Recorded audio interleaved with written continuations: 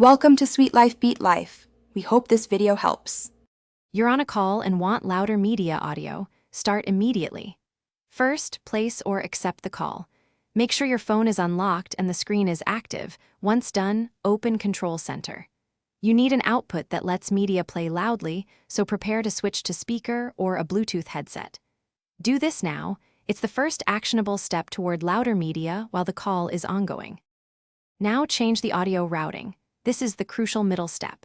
While the call is active, swipe to Control Center and press the audio card to view outputs. Select speaker for the loudest local sound, or pick a paired Bluetooth headset or AirPlay speaker if available. These devices can bypass the in-call media limit. Once selected, press the volume up button to raise media volume. Keep an ear on balance between call voice and media so it doesn't clip. Finish by confirming levels and stability. With your chosen output active, play the media and fine-tune volume with the physical buttons.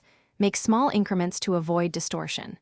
If media remains quiet, disconnect the headset or speaker and reconnect, or switch between speaker and Bluetooth to force rerouting.